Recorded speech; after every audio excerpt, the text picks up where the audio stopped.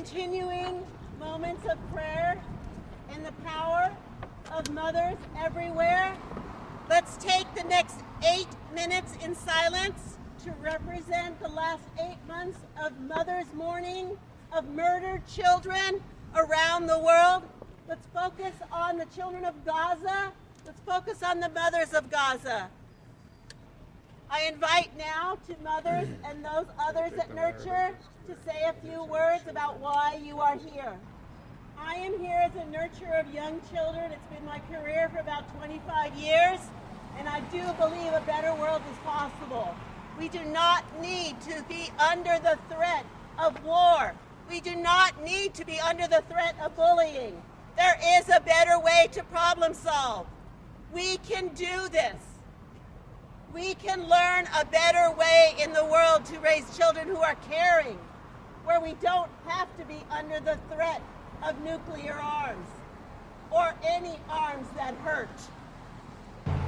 I am here to dispel the myth that nuclear weapons are a deterrent, or that nuclear weapons is what keeps us safe. The opposite of both is what is true, and I am here to bear witness to that. I am here to abolish nuclear weapons before they abolish us. Here because even as we stand here, hundreds of men, women, and children are being slaughtered, and no one is doing anything to stop it. And perhaps if that particular state did not have nuclear weapons, other nations might not be so afraid to intervene. But instead, nuclear weapons in this case is permitting wholesale slaughter while the world's leaders sit on their hands. That is evil and unacceptable, and we are here for that reason as well. Years ago, where I was here with two of my children, my son Ben and my son Tom, and they were about 11 and 8. And in some ways, it's pretty disheartening to see that I'm here 23 years later and doing the same thing, saying the same thing. I guess and I'm 65. I would like to say that I'm feeling the pressure of time and circumstances. You know, I feel pressure of time for me personally. I can only be walking around and active so many more years. And circumstances, I feel like the pressures of the world, the pressures of war and conflict.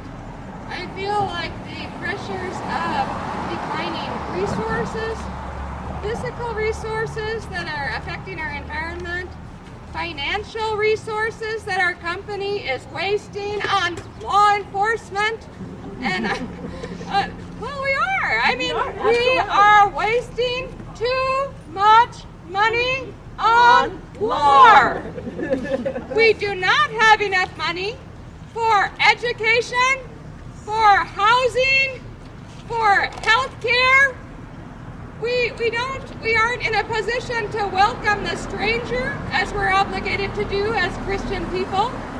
We don't have enough money to pay for reparations to the indigenous people whose land we stole, to the black people among us, the descendants of people whose labor we stole.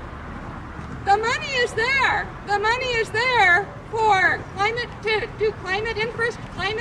infrastructure, healthcare, housing, food security. The money is there.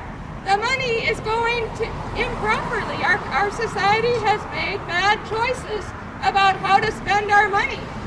And we need to rethink that, and we need to rethink that right now, because the world needs the money that the U.S. is wasting on militarism.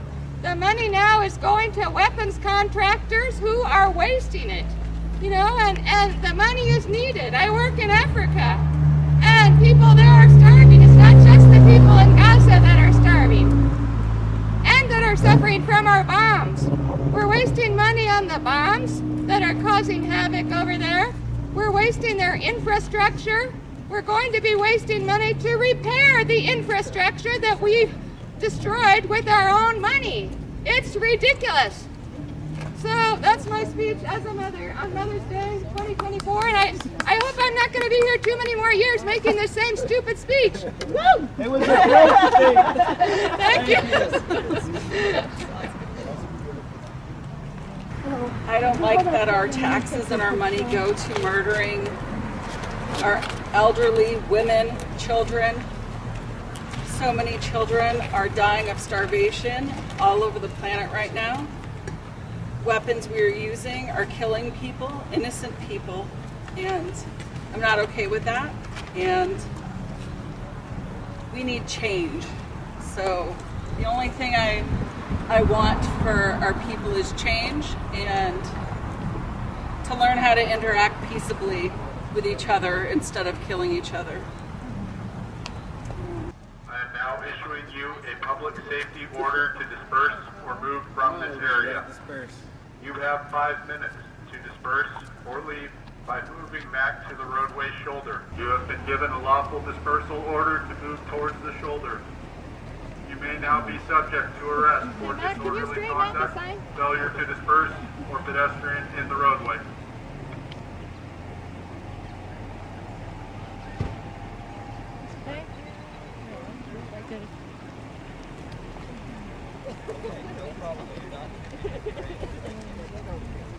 All right, ladies and gentlemen, I'm Sergeant Dixon of the Washington State Patrol. You are now under arrest at this point for pedestrian in the roadway. It's a civil infraction, okay? I'm going to ask you, as we move towards the shoulder with these troopers, we're going to make sure we pass off the banner to your patriots over here so that it doesn't get damaged as we subject you to arrest you, okay?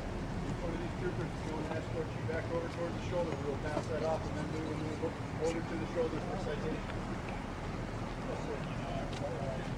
Yep, let's go ahead.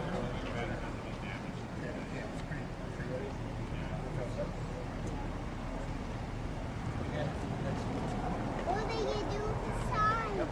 They're going to give it back to us, hopefully. Thank you. Yep, that's my truck. Thank you for keeping it safe.